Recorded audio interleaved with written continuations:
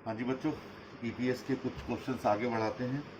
Question number हम लोगों ने कंप्लीट कर लिए थे 6 तक, 5 तक। अब क्वेश्चन नंबर 6 लेते हैं। देखिए, अब तक सारा नंबर ऑफ शेयर्स पर चल रहा था, अब ये रुपीज़ में भी चलेगा। तो यहाँ से एक थोड़ा पैटर्न बदलेगा, लेकिन ध्यान से करेंगे तो सब कुछ समझ में आ जाएगा।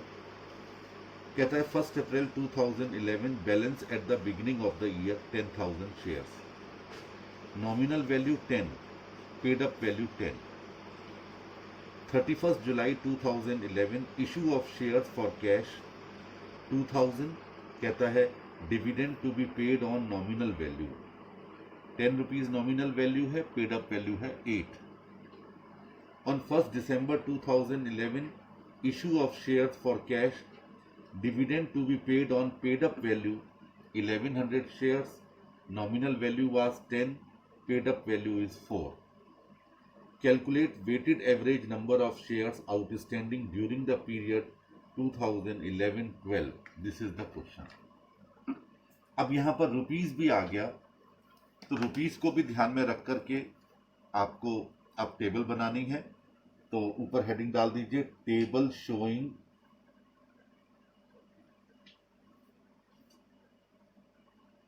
Calculation process. देखिए, सबसे पहले कॉलम में 1 अप्रैल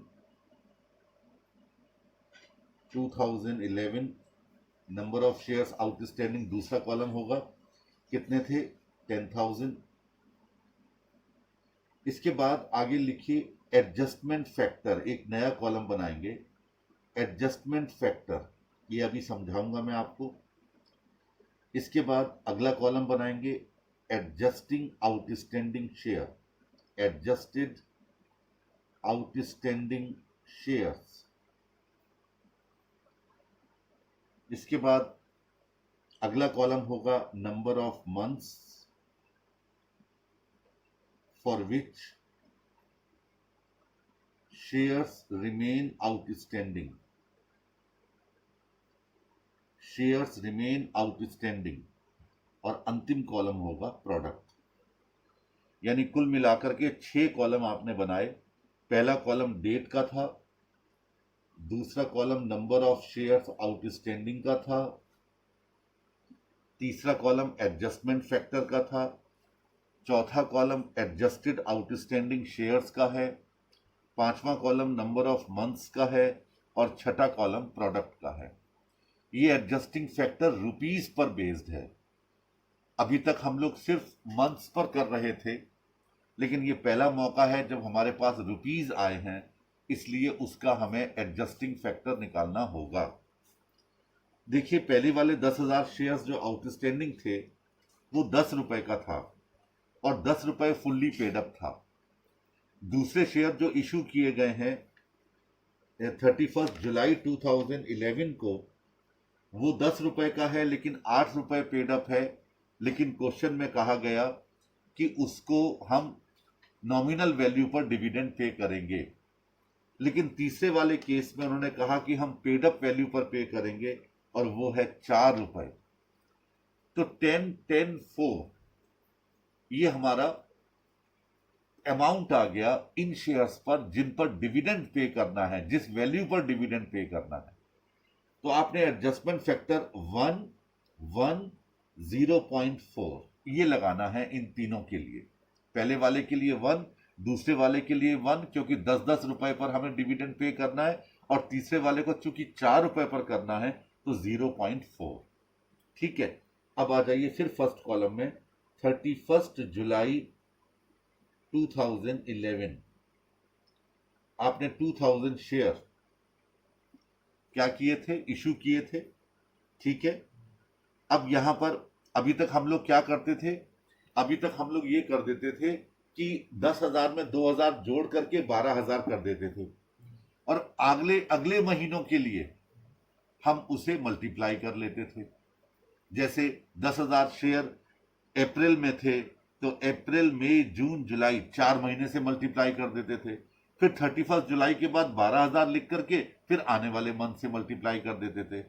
अब चूंकि एडजस्टमेंट फैक्टर भी आ गया है तो हम लोग क्या करेंगे कि पहले वाले पूरे 12 महीने रहे, 2031 जुलाई से 31 मार्च तक रहे, यानी अब हम क्यूमुलेटिव ना करके हर शेयर की कैटेगरी अलग अलग करेंगे क्योंकि सबके एडजस्टिंग फैक्टर और हैं साथ में, तो हमारी मजबूरी है ऐसा करना।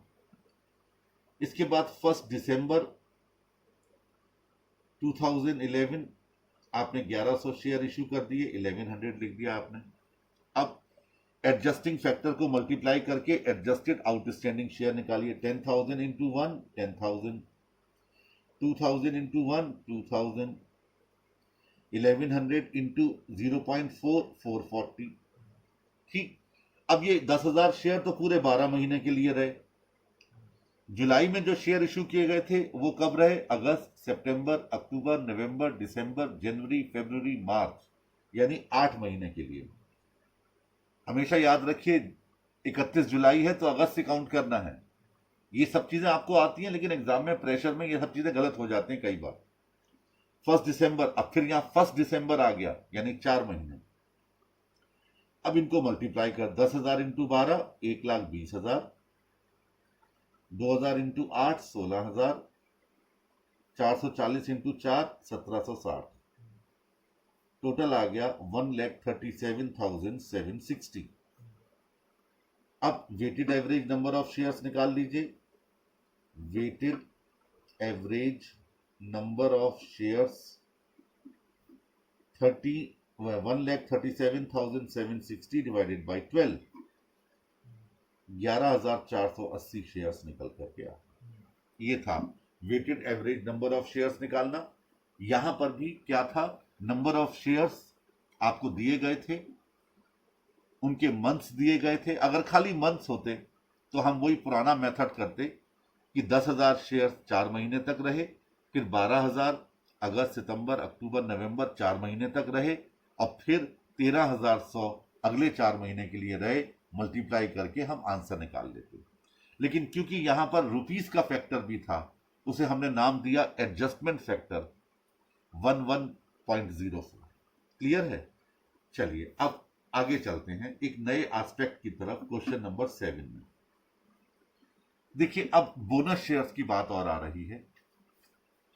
बोनस शेयर्स के लिए एक बात ध्यान रखिएगा कि वो कभी भी दिए जाएं, लेकिन उनको एट द बिगिनिंग से माना जाता है।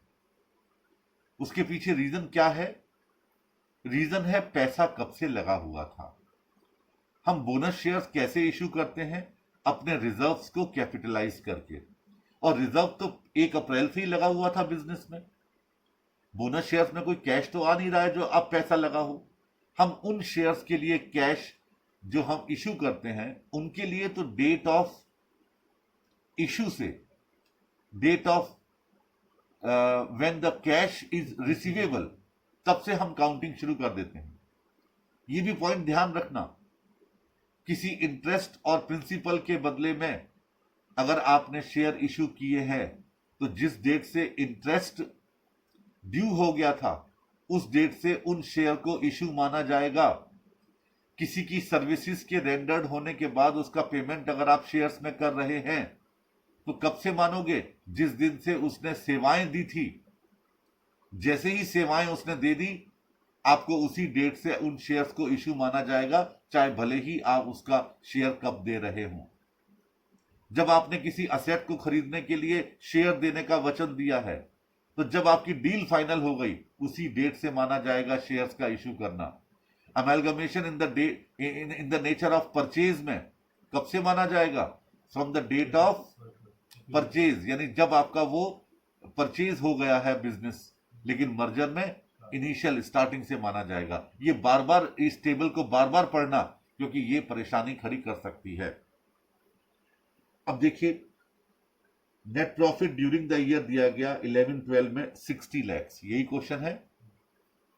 कहता है number of equity shares outstanding until 30th September 2011, 10 lakh shares of ₹1 each. ये शेयर्स थे जो 30 सितंबर तक बने रहे। बोनस इशू 1 अक्टूबर को हुआ, भले ही 1 अक्टूबर को हुआ, लेकिन हम मानेंगे इसे कब से, इनिशियल 1 अप्रैल से। 1 equity share for 5 equity shares outstanding at 30 सितंबर 2011। तो नंबर ऑफ बोनस शेयर्स आप कितने देंगे, लिखना शुरू कर दीजिए, जिससे कि आपका चलना शुरू हो जाएगा हाथ। 10 lakhs divided by 5, that is 2 lakh shares. ठीक है, चलिए अच्छी बात है। कंसोलिडेशन ऑफ शेयर्स, अब शेयर को कंसोलिडेट कर दिया गया, यानी 1 रुपए वाला शेयर 10 में किया होगा। कंसोलिडेट का मतलब आप याद करो, इंटरनल रिकंस्ट्रक्शन में किया करते थे, इनटू शेयर्स ऑफ ₹100 ईच, 100 रुपए में कर दिया। 1 जनवरी को किया 2012 को, यानी कि 1-1 रुपए वाला शेयर 100 शेयर देकर के 100 वाला एक पकड़ा दिया। फिर कहता है split up of shares, share को स्प्लिट भी कर दिया। कितने में, 31 मार्च को, इनटू शेयर्स ऑफ ₹10 ईच, 100 वाला शेयर स्प्लिट करके 10-10 में कर दिया। कहता है calculate adjusted earning per share for the year 2011-12। आपको एडजस्टेड अर्निंग पर शेयर निकालनी है। अब जरा गौर कीजिए, हम सॉल्यूशन करने जा रहे हैं। लिखिए number of equity shares outstanding until 30th September 2011, 10 lakhs shares, 1 रुपए का, ऑफ ₹1 ईच। अब बोनस शेयर्स इश्यूड ऑन 1 अक्टूबर 2011, कितने निकाले थे आपने, 2 लाख शेयर्स। ठीक, अब number of equity shares outstanding on 31 December 2011, 12 lakh shares, 10 वो और 2 वो। आपने 2 में कोई एडजस्टमेंट नहीं किया, क्योंकि बोनस को स्टार्टिंग से ही माना जाता है। अगर यहां पर कोई शेयर और होते तो उनका हम मंथ से मल्टीप्लाई करके एडजस्टमेंट करते। फिलहाल 12 लाख। ठीक है, consolidation of shares as on 1 January 2012, 12 lakh divided by 100, यानी 12,000 शेयर्स, क्योंकि 1 रुपए वाले शेयर 100 रुपए में बदल दिए गए। तो अब वो 12 लाख शेयर ना होकर के कितने रह गए, 12,000 रह गए। अब number of equity shares outstanding as on 31 March 2012 कितने थे, 12,000 शेयर्स ही थे जब 31 मार्च को स्प्लिट हुआ। अब नीचे लिखिए split of shares on 31 March 2012, 12,000 divided by 100 into 10, नहीं, डिवाइडेड बाई 10 इंटू 100, क्योंकि 100 रुपए का एक शेयर था, तो 12,000 इंटू 100 डिवाइडेड बाई 10, उल्टा हो गया था। तो 1,20,000 शेयर्स, यानी 1,20,000 शेयर्स थे हमारे 31 मार्च को। अब एडजस्टिंग ईपीएस 60 लाख रुपए आपके दिए गए थे स्टार्टिंग में, डिवाइडेड बाई 1,20,000 शेयर्स, 50 रुपए पर शेयर आपका आंसर आ गया। यानी कंसोलिडेशन और स्प्लिट में सिर्फ शेयर्स की संख्या घटती बढ़ती रही और आपने इसका कोई एडजस्टमेंट नहीं किया। बोनस चूंकि शुरू से माना जाता है, इसलिए उसे एज इट इज स्टार्टिंग से ही ले लिया। 10 लाख के बजाय 2 लाख और बढ़ा करके 12 लाख शेयर्स ले लिए। अब देखिए अगले, मैं इसलिए करवा रहा हूं ये सारे क्वेश्चंस क्योंकि हर क्वेश्चन में कुछ नया है, तो मैं आपके सहारे नहीं छोड़ सकता कि आप ही कर लो। क्योंकि अब इतना समय नहीं है कि पहले आप ट्राई करो उसके बाद फिर मैं आपकी प्रॉब्लम्स लूं, इसलिए बेटर है कि पहले ही मैं करवा दूं। अब अगला जो क्वेश्चन है, क्वेश्चन नंबर 8, इसमें राइट इशू और आ गया। ये अगर आपकी समझ में आ गया तो मुझे लगता है इस ईपीएस का पहला पार्ट आपका क्लियर हो जाना चाहिए। देखिए नेट प्रॉफिट कितना है, 47 लैक्स।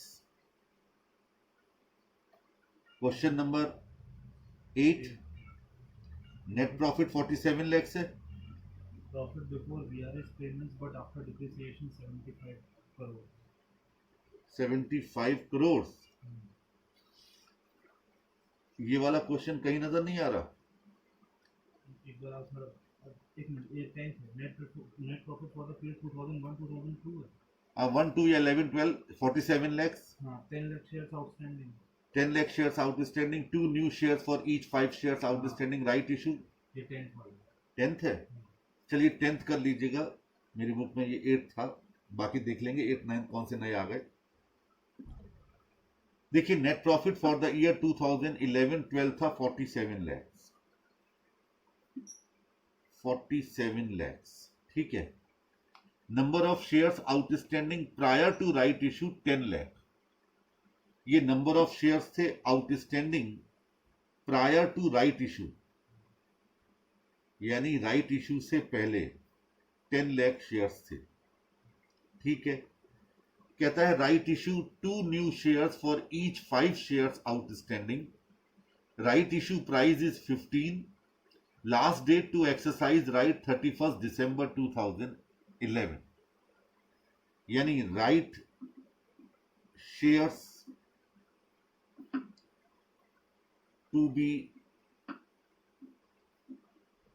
granted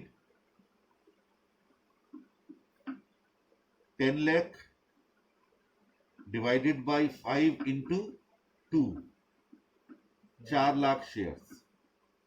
ये राइट शेयर्स ग्रांटेड हैं, यानी कि आप चाहें तो इनको ले सकते हैं। Fair value of 1 equity share immediately prior to exercise of right 22। Fair value थी ऑफ 1 शेयर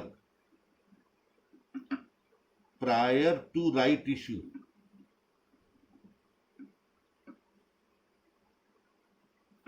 22, ठीक। आपसे कहा गया calculate the adjusted earning per share for the year 2011-12, ठीक है। क्लियर है, क्वेश्चन क्लियर हो गया। अब देखिए पहला तो आपने स्टेप लिया number of shares outstanding, step number 1 डाल दीजिए इसके लिए 10 लैक्स। स्टेप नंबर 2 लिख दीजिए right shares to be granted. Step number 2 right shares कितने होने चाहिए, 4 लाख। अब step number 3 number of outstanding shares after right issue, बताइए कितने हो जाएंगे, 14 लाख। 10 लाख प्लस 4 लाख, ये हो गए 14 लाख, ठीक है। अच्छा चलिए अब स्टेप नंबर 4, स्टेप इसलिए लिखवा रहा हूं जिससे कि आपको याद रहे कहां पर क्या करना है। Aggregate fair value of shares prior to right issue। Right issue से पहले शेयर्स की एग्रीगेट वैल्यू क्या थी, बताएंगे। 2 करोड़ 20 लाख। ये आ गई आपकी 2 करोड़ 20 लाख, बिल्कुल ठीक जवाब दिया, क्योंकि 1 लाख शेयर्स पर 22 रुपए के हिसाब से, ठीक है। 1 लाख शेयर्स पर, 1 लाख शेयर 10 लाख शेयर्स पर, सॉरी 10 लाख शेयर्स पर 22 रुपए के हिसाब से 2 करोड़ 22 लाख, बिल्कुल ठीक है जी। अब step number 5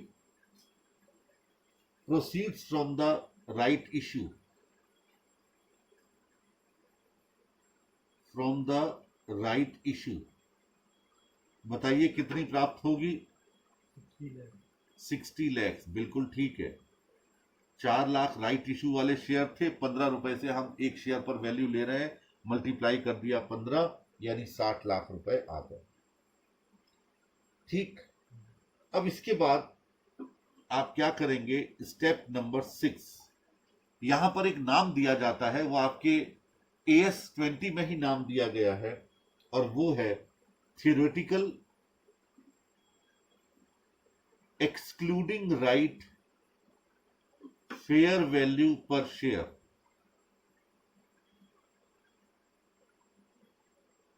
theoretical excluding right fair value per share, ये नाम है बाकायदा, आपको इस नाम को याद रखना। Theoretical excluding right fair value per share, ठीक है। जरा बताओ कैसे निकलवाएंगे, निकालेंगे? ये हम ऑलरेडी निकाल चुके हैं राइट शेयर वाले चैप्टर में, ग्रुप 1 में अकाउंट्स में। 2 crore 20 lakh plus 60 lakh 2 crore 20 lakh plus 60 lakh divide by 14 divided by 14 lakh, बिल्कुल सही जवाब मिल गया मुझे। यानी अब आप अगर एग्जाम में फॉर्मूला या और टाइम हो तो फॉर्मूला लिख देना, नहीं तो खाली फिगर लिख देना। फॉर्मूला क्या होगा? वही aggregate fair value of share prior to right issue plus proceeds, जो आपने स्टेप 4 स्टेप 5 में लिखा था, इस proceeds from right issue divided by total number of shares. कितना आ गया? 20 रुपए। इसका मतलब देखिए, अब कहानी बनना शुरू हो गई। इसका मतलब यह हो गया कि राइट से पहले शेयर की वैल्यू थी 22 रुपए, और राइट के बाद शेयर की वैल्यू हो गई 20 रुपए। स्टेप नंबर 7, ध्यान दीजिए अब इसी बात पर, कहते हैं adjustment factor. Adjustment factor 22 divided by 20, 1.10, यानी fair value per share immediately before the right issue divided by fair value after the right issue, 1.10। इसका मतलब क्या हो गया?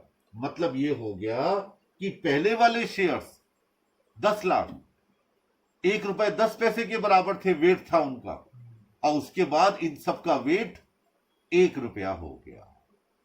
देखिए कहां से कहां मिल गई बात। स्टेप नंबर 8, क्या? Adjusted equity shares. Adjusted equity shares, देखिए 10 lakhs, अब इसको बजाय टेबल बनाने के सीधी लाइन में लिख दीजिए। 10 lakhs into 1.10 into 9/12। Right issue कब किया गया था? 31 दिसंबर को। 9 महीने रहे ये, प्लस 14 लाख इंटू 1 इंटू 3/12, निकालिए कितना आया?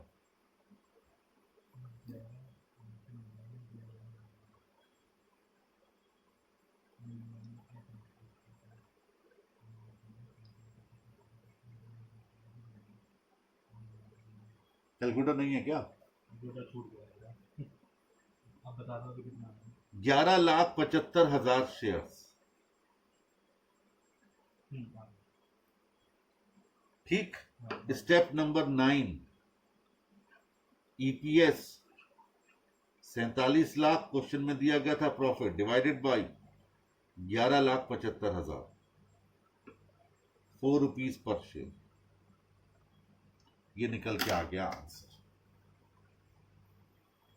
यानी सबसे पहले नंबर ऑफ शेयर्स कितने थे, फिर राइट शेयर कितने इश्यू होने वाले हैं, फिर टोटल नंबर ऑफ शेयर्स कितने हो जाएंगे राइट के बाद, इसके बाद उनकी एग्रीगेट वैल्यू क्या थी पहले वालों की, proceeds from new right share कितनी आएगी, दोनों का theoretical excluding right fair value निकाल लिया, और एडजस्टिंग फैक्टर निकाल लिया। यानी पहले वाले 10 लाख शेयर ज्यादा भारी थे बाद वाले राइट के बाद वाले शेयर्स के लिए, तो 10 lakhs इंटू 1.10, लेकिन एक गलती हो जाती है, इंटू 9/12 बच्चे नहीं करते, इंटू 8/12 इंटू 7/12, वो डिपेंड करेगा राइट इशू कब इशू किया गया। और उसके बाद 14 लाख शेयर 1 रुपए वाले भार वाले रह गए, लेकिन वो सिर्फ 3 महीने ही तो रहे, तो नंबर ऑफ मंथ्स को भी वेटेज मिल गया और उनकी वैल्यू को भी वेटेज मिल गया। ये रहा एक और क्वेश्चन नंबर 10 ईपीएस निकालने का। चलिए आगे बढ़ते हैं। देखिए अगला क्वेश्चन है,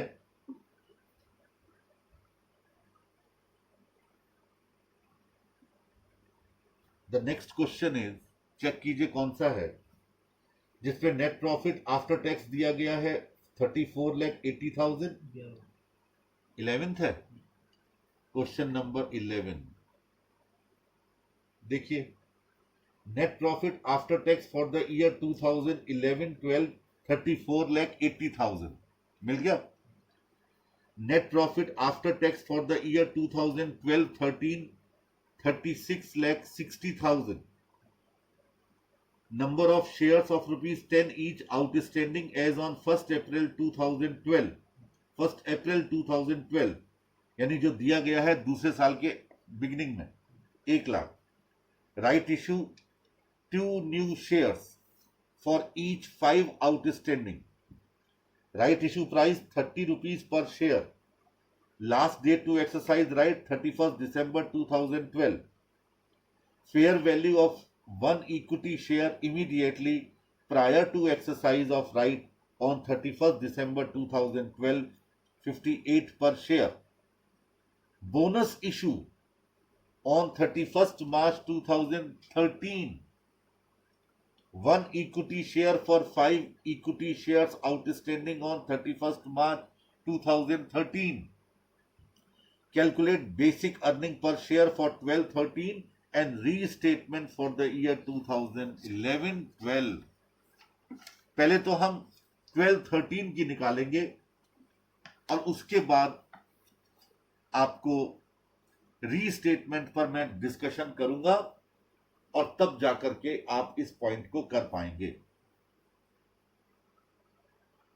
सबसे ऊपर हेडिंग डाल दीजिए basic earning per share, basic EPS for the year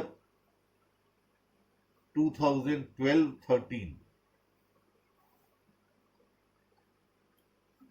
4 लाइनें छोड़ दीजिए। इसके बाद करीब 7-8 लाइनें और छोड़ दीजिए। इसके बाद बनाएंगे working note.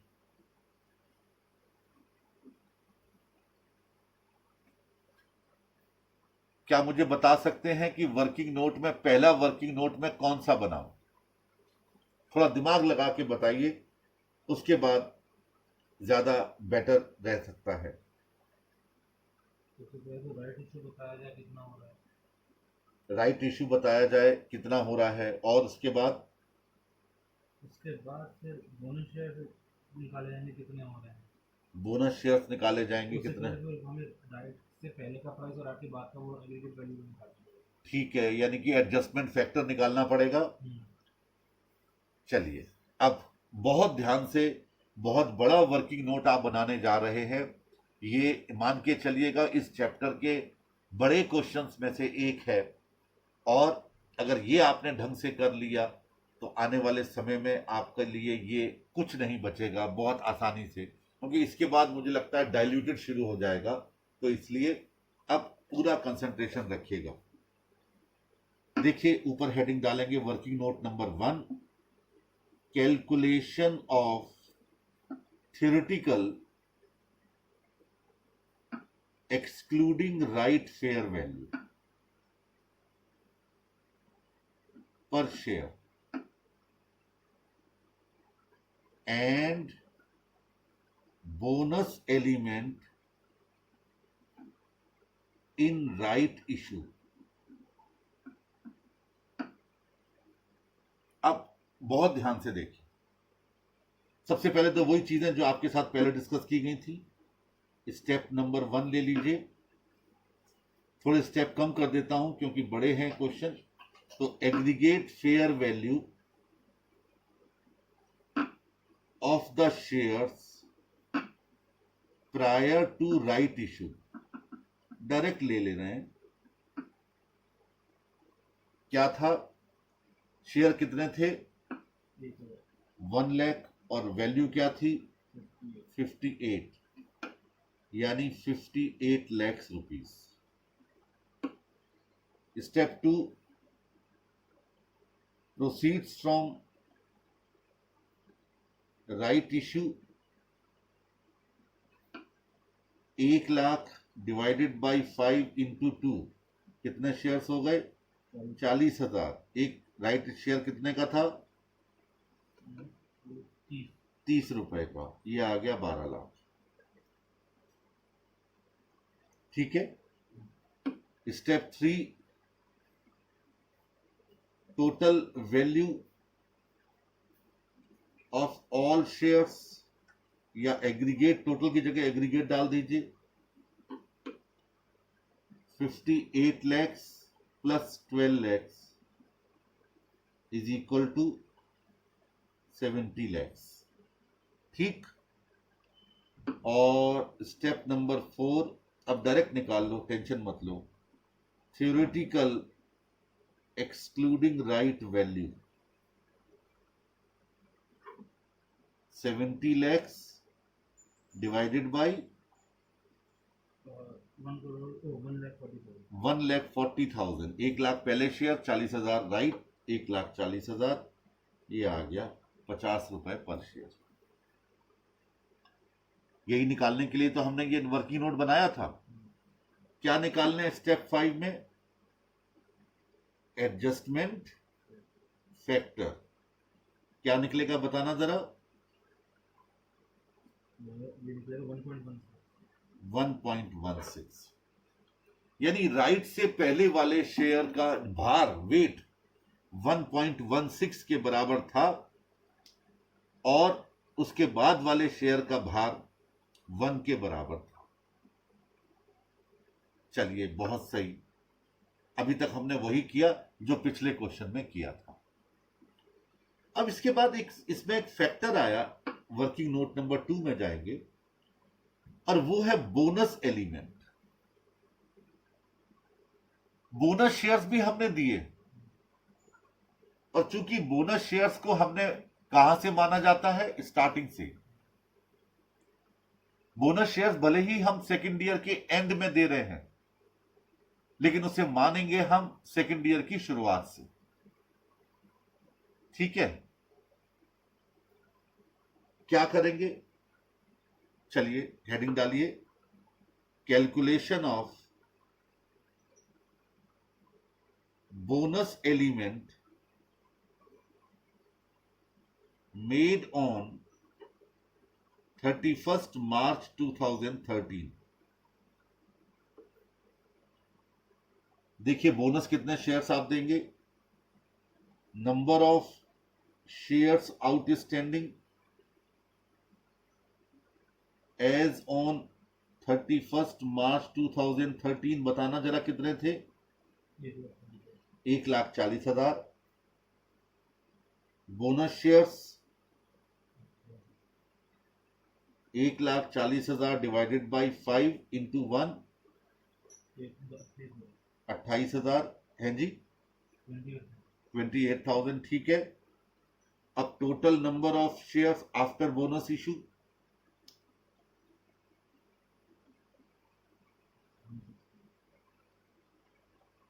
1,68,000। Bonus element 1,68,000 divided by 1,40,000, 1.20। क्योंकि बोनस में पैसा तो आता ही नहीं है, इसलिए यहां पर नंबर ऑफ शेयर्स का दूसरे पहले के और बाद के शेयर्स के बीच में हम एडजस्टमेंट फैक्टर निकालते हैं, जिसे बोनस एलिमेंट भी कहा जाता है। क्या रहा, ये आ गए आपके क्या, बोनस एलिमेंट। कोई बात समझ में ना आई हो प्लीज पूछ लीजिए, क्योंकि बोनस को आपने शुरू से ही मानना है, यानी राइट इशू से भी पहले तो इसका मतलब राइट के बदले में आपको और बोनस मिल गया।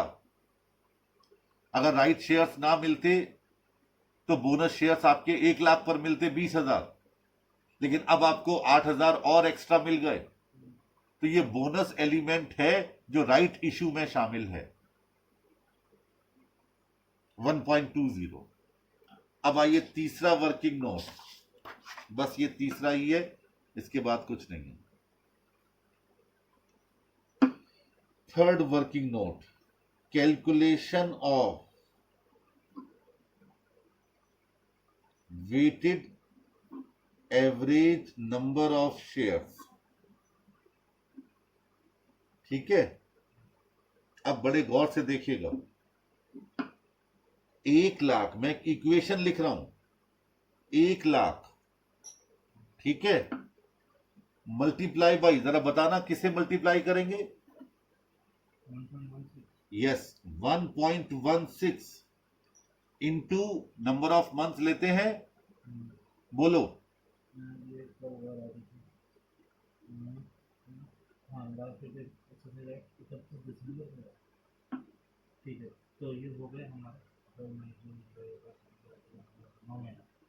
9 महीने, 9/12, 1,40,000 इंटू 1 इंटू 3/12। देखो, अब तक हम लोग टेबल बनाते थे, अब हम डायरेक्ट करने लगे हैं टेबल। अब पुरानी बात रह गई, क्योंकि पूरा पूरा क्वेश्चन आने लगा है, तो इसलिए अब टेबल नहीं बना रहे हैं, है वही सब कुछ। जी, कितने आगे मिलाकर के दोनों के? 1 लाख, दूसरे 1,40,000 इंटू 1 इंटू 3/12, टोटल कितना हो गया?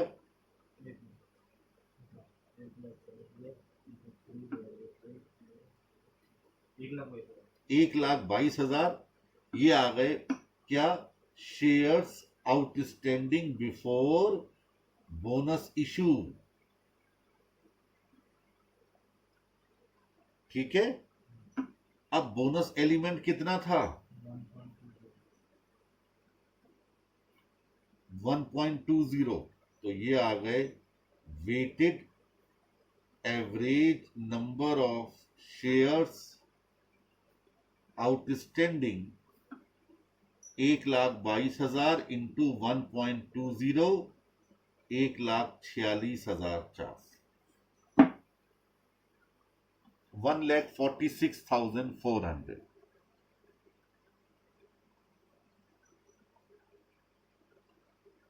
ठीक हो गया? यानी पहले तो आपने वही कहानी की जो आप राइट की करते आए हैं पिछले क्वेश्चन में, यानी दूसरी बार रिपीट हो गया। उसके बाद बोनस एलिमेंट को भी आपने मल्टीप्लाई कर दिया, निकल के आ गया आपका weighted average number of share. अब जो आपने सबसे पहले जगह छोड़ी हुई थी वहां आ जाइएगा।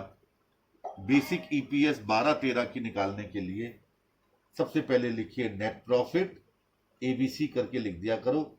Net profit after tax for the year 2012-13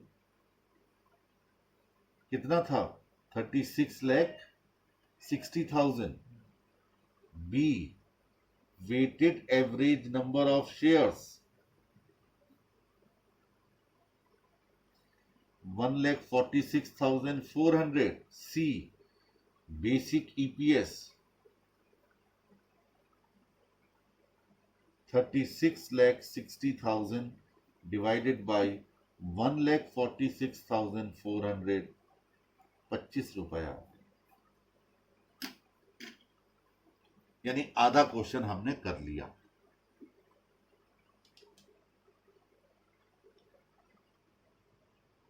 यही सबसे बड़ा पॉइंट है इस पर्टिकुलर एएस का, कि ये जो निकाली जाती है bonus element in right issue, ये चीज आपको थोड़ी सी ध्यान रखनी है। अब जरा थ्योरी पर आ जाइएगा। जो आपके नोट्स में थ्योरी लिखी हुई है वहां पहुंचिए, और वहां पर सबसे पहले हेडिंग है calculation of adjusted equity share outstanding in case of right issue. मिल गया? देखिए, जो बातें हम लोग अभी कर रहे थे वो सारे स्टेप यहां लिखे हुए हैं। Number of outstanding share prior to rights हो गया। नंबर ऑफ राइट शेयर्स निकाले थे हम लोगों ने, दूसरा स्टेप। तीसरा number of outstanding shares after right, दोनों को जोड़ दिया। चौथा aggregate fair value of shares prior to right, यानी number of outstanding share prior to right into fair value per share. इसके बाद proceeds from right, number of right shares into right issue price. छठा step theoretical excluding right fair value per share, step 4 plus step 5 divided by step 3, यानी दोनों values को add कर लो, उसमें number of total shares को divide कर दो। इसके बाद क्या निकाला, adjustment factor fair value per share prior to right divided by theoretical excluding right fair value per share. और एडजस्ट इक्विटी शेयर्स आउटस्टैंडिंग निकालने के लिए number of outstanding share prior to right into adjustment factor into period plus number of outstanding share after right into period. इसमें into 1 होता है तो उन्होंने 1 को हटा दिया, अदरवाइज यानी जो हमने किया था उसकी थ्योरेटिकल चीज यहां पर लिखी हुई है, कहीं पर इधर उधर हटो तो फिर फटाफट देख लेना, और एग्जाम से पहले ये जरूर देख करके जाना, क्योंकि हर चीज को 2-2 4-4 मिनट ही देने पड़ेंगे आपको। अब आइए रीस्टेटमेंट ऑफ बेसिक ईपीएस, इसी के नीचे थ्योरी लिखी हुई है, पहले मैं अपनी भाषा में समझाता हूं, फिर आपको ये एएस पढ़ के बता दूंगा। दरअसल 2011-12 जो इससे पहले वाला वर्ष है, उसमें भी नेट प्रॉफिट हुआ होगा और उसमें बेसिक ईपीएस निकाली गई होगी, कोई शक तो नहीं है। 11-12 के शेयर्स जितने भी होंगे आउटस्टैंडिंग, हमने उनकी बेसिक ईपीएस निकाल दी होगी, यानी 1 लाख शेयर्स थे और जो भी उस दिन हमारी नेट प्रॉफिट था 11-12 का, उसमें हमने डिवाइड कर दिया होगा तो बेसिक ईपीएस आ गई होगी। लेकिन उस दिन हमें यह पता थोड़ी था कि 12-13 में उन्हीं शेयर्स पर राइट भी मिलने वाला है और बोनस भी मिलने वाला है, हमें कहां मालूम था। लेकिन अब 12-13 में आकर के हमको मालूम पड़ गया, तो ऐसी कंडीशन में हम 11-12 की बेसिक ईपीएस जो आपने निकाली थी उसको रीस्टेटमेंट करेंगे, क्योंकि जब 12-13 में उन्हीं शेयर्स पर बोनस और राइट इशू मिलने वाला है, तो इसका मतलब 11-12 में भी वो फैक्टर जरूर होगा,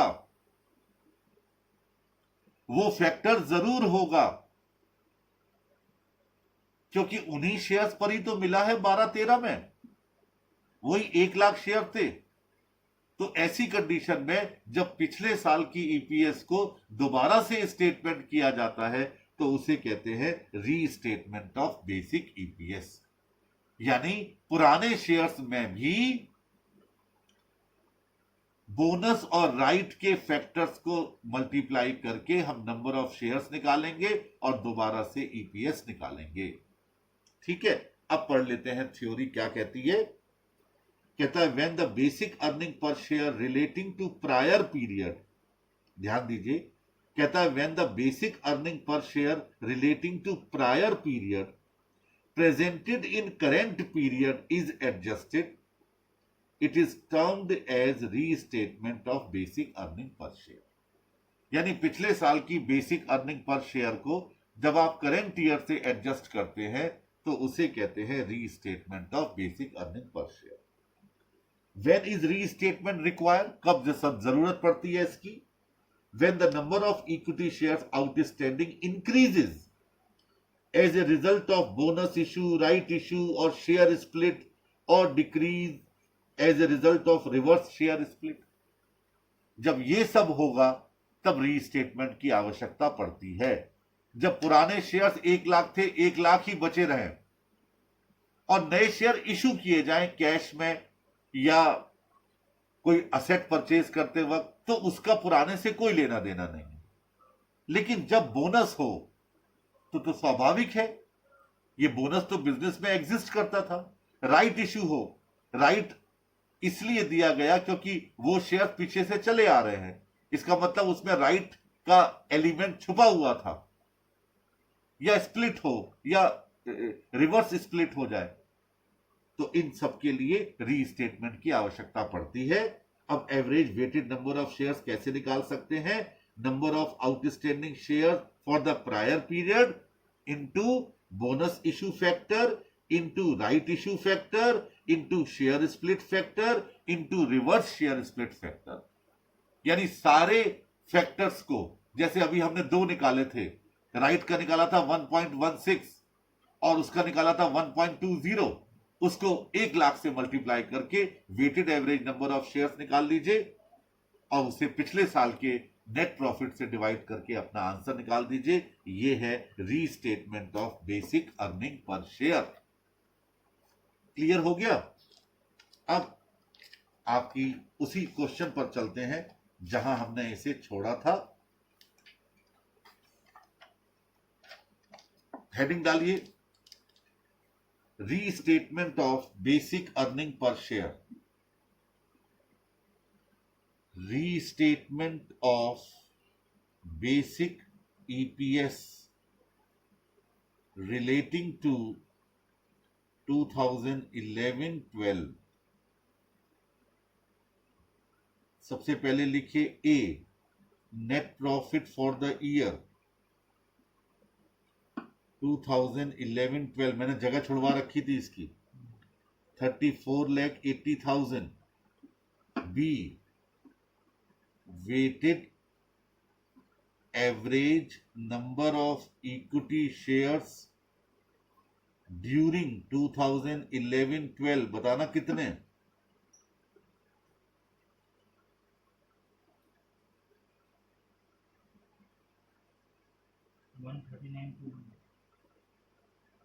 अरे मैंने क्या लिखा? Weighted average number of equity shares during 11-12. मैंने तो एडजस्टेड लिखा नहीं. 1 लाख. अब C, adjusted weighted average number of equity shares 1 lakh into 1.16 into 1.20. कितने आए? 139,200. D, original EPS, basic EPS original 11-12 की, जरा बताना कितनी होगी? ये होगी 34.80. Very good, 34.80. और अब आखिरी restated basic EPS 34,80,000 divided by 1,39,200. 25 रुपए. ये निकल के आ गया आंसर. और ये था क्वेश्चन नंबर 11. बताइए जो चीज समझ में ना आई हो प्रथम आप बता दीजिए सामने, जिससे कि मैं उसे दोबारा रिपीट कर दूं, जिसको सबका क्लियर हो जाए एक बार दोबारा से.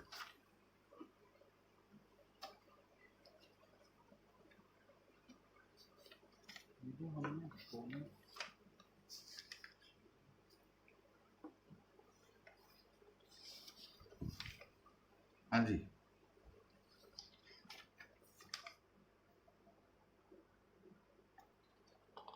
चलिए बच्चों, अभी कोई डाउट नहीं आया तो बस इतना था. अब इसका एक ही टॉपिक रह गया है और वो है डाइल्यूटेड ईपीएस.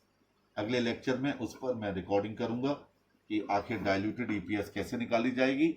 बस इतना सा. और ये एग्जाम में जरूर आएगा, ये मान के चलिए कि एग्जाम से ठीक पहले ये और AS26 ये जरूर आने वाले हैं, तो उसकी तैयारी अभी से ही चल रही है. That's all.